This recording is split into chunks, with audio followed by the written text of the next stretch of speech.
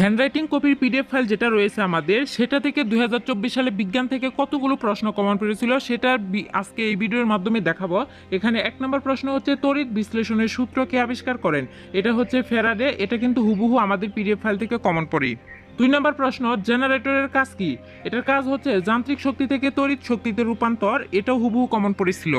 3 নম্বর প্রশ্ন অভিজ্ঞ সূর্য ত্বরণের মান কোথায় সর্বাধিক? এটা হচ্ছে মেরু অঞ্চলে সর্বাধিক হবে, এটাও কমন পড়েছে। আর বিষুব অঞ্চলে কিন্তু কম।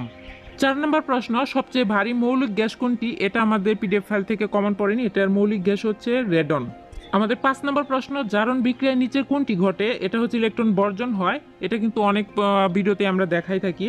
আর বিজারণ বিক্রিয়ায় কিন্তু ইলেকট্রন গ্রহণ হয়ে থাকে। 6 নম্বর প্রশ্ন সমুদ্রের পানিকে নীল দেখায় কেন? এটা হচ্ছে আপতিত রশ্মির বিক্ষেপণ হবে, এটা হুবহু কমন। 7 নম্বর প্রশ্ন বাতাসের প্রবাহ দিক তৈরি বাদ্যযন্ত্র কোনটি? এটার উত্তর হচ্ছে হারমোনিয়াম। এটা কমন পড়েনি আমাদের পিডিএফ ফাইল থেকে। এটা হচ্ছে হারমোনিয়ামে কিছু বেল থাকে, বাতাসের প্রবাহ বেলগুলোকে কাঁপিয়ে শব্দ তৈরি করে, যার কারণে সুরের সৃষ্টি হয়। 8 নম্বর প্রশ্ন আন্তর্জাতিক পদ্ধতিতে তাপমাত্রার একক কোনটি? এটা হচ্ছে কিন্তু হবে ক্যালভিন। এটা হুবহু কমন। আমাদের 9 নম্বর প্রশ্ন মানব চোখের লেন্স কি ধরনের? এটা হচ্ছে উৎতল বা দ্বি উত্তল হবে, এটা হুবহু কমন একদম। আমাদের 10 নম্বর প্রশ্ন থার্মোমিটারে পারদ ব্যবহার করা হয় কেন? এটা হচ্ছে অল্প তাপে আয়তন অনেক বৃদ্ধি পায়, এটাও হুবহু কমন। 11 নম্বর প্রশ্ন খুবই ইন্টারেস্টিং একটা প্রশ্ন, পৃথিবী পৃষ্ঠে কোনো বস্তুর ভর 70 কিলোগ্রাম হলে চাঁদে বস্তুর ভর কত? তোমাদেরকে একটা সুন্দর একটা ব্যাখ্যা শিখিয়ে দিই। আর এটার উত্তর হচ্ছে কিন্তু 70 কিলোগ্রাম।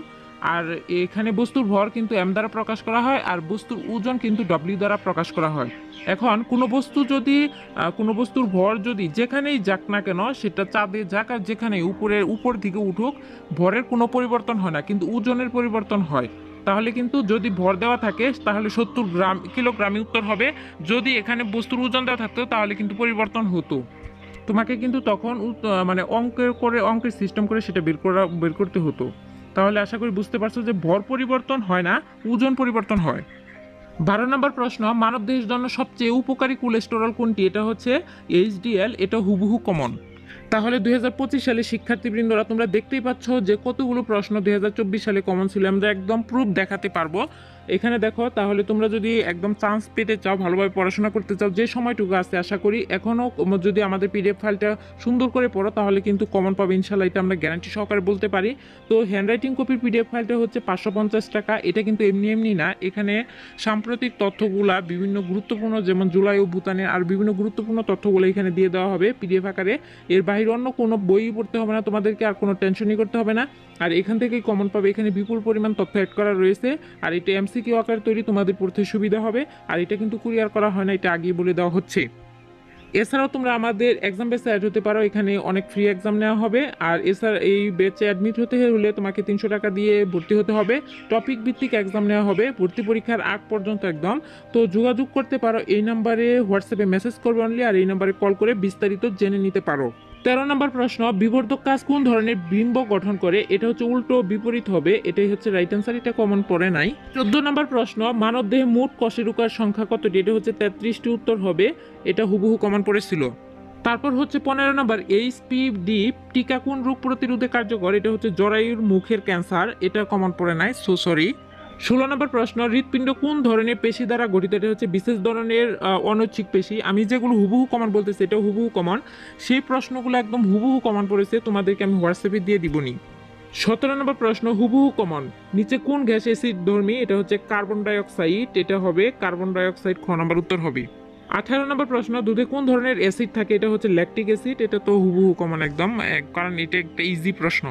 19 নম্বর প্রশ্ন সর্বাধিক সক্রিয় কার্যকরী মূলক কোনটি? এটা হচ্ছে COOH। এটা হবে, এটা কমন পড়ে নাই। তারপর 20 নম্বর প্রশ্ন নিচে কোনটি জৈব অম্ল? এটা হচ্ছে অ্যাসিটিক অ্যাসিড। এটা হুবহু একদম কমন। 21 নম্বর প্রশ্ন সিমেন্টে জিপসাম যোগ করা হয় কেন? এটা হচ্ছে দ্রুত জমা বাধা রোধ করার জন্য। এটাও কমন। 22 নম্বর প্রশ্ন পর্বতের চূড়ায় আরোহণ করলে শ্বাসকষ্ট হয় কেন? এটা হচ্ছে উত্তর হবে উপরে বায়ুর চাপ কম। এটা নিয়ে আমাদের পিডিএফ ফাইলে দুইটা ব্যাখ্যা ছিল। কারণ হচ্ছে যে উপর দিকে উঠলে শ্বাসকষ্ট হয় কেন, বা নাক দিয়ে রক্ত পড়ে কেন, বা উপরে রান্না করলে বেশি সময় লাগে কেন। আর এটা এটা একদমই বোঝা যায় যে উপরে বায়ুর চাপ কম থাকার কারণে কিন্তু এরকম হয়। 23 নম্বর প্রশ্ন, কোনটি বৃদ্ধি পেলে নিউক্লিয়াসের ধনাত্মক আদান বৃদ্ধি পাবে? এটা হচ্ছে একদম ইজি। দেখো, নিউক্লিয়াসের ধনাত্মক আদান বলতে কিন্তু বোঝায় প্রোটন, পারমাণবিক সংখ্যাকে, আর পারমাণবিক সংখ্যা বলতে কিন্তু প্রোটন সংখ্যাকে বোঝায়, কারণ প্রোটন হচ্ছে ধনাত্মক।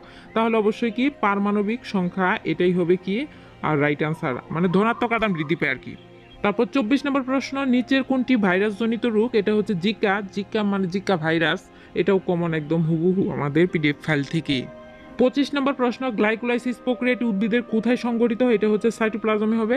এটা হুবহু কমেন্ট পড়ে নাই, বাট আমি দেখছি অনেকগুলা প্রশ্ন যদি যেখানে ব্যাখ্যা দেওয়া আছে সেখান থেকে এটা পড়লে এটা মোটামুটি পারার কথা ছিল, কিন্তু হুবহু কমেন্ট পড়ে নাই।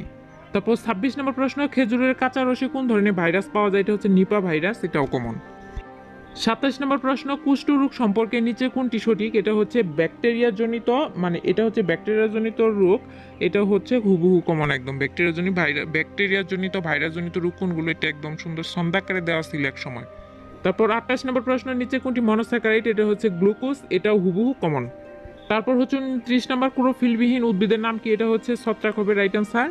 আমাদের লাস্ট প্রশ্ন, সরাসরি বাহির হতে ভিতরের অঙ্গ দেখার প্রক্রিয়া কোনটি? এটা হচ্ছে সিটি স্ক্যান। এটা হচ্ছে যে প্রশ্নগুলো সলভ দিলাম, এটা হচ্ছে বিএসসি থেকে ভর্তি পরীক্ষায় কতগুলো প্রশ্ন কমন এসেছিল সেটা দেখালাম, আর ডিপ্লোমা থেকে সেগুলোতে 25টা প্রশ্ন রয়েছে, সেখান থেকেও আমাদের ভর্তি পরীক্ষায়, মানে ভর্তি পরীক্ষা 2024 সালে কমন ছিল অনেকগুলোই, আর সেগুলো তো এক ভিডিওতে দেখানো সম্ভব না। সো আমি বলবো যে তোমরা দ্রুততার সাথে আমাদের গ্রুপগুলোতে অ্যাড হয়ে যাও, তো ভালোভাবে পড়াশোনা প্রিপারেশন শুরু করো, তোমরা চান্স পাবে ইনশাল্লাহ, এটা আমরা বলতে পারি একদম। কিন্তু রেগুলার পড়তে হবে, ভালোভাবে পড়তে হবে, 3 থেকে 4 বার রিভিশন করতে হবে। রিভিশন না করলে কিন্তু তোমরা কোনোভাবে এগুলোতে মানে ভালো করে কারেক্ট আনসার করতে পারবে না, এবং কি চান্সও পাবে না।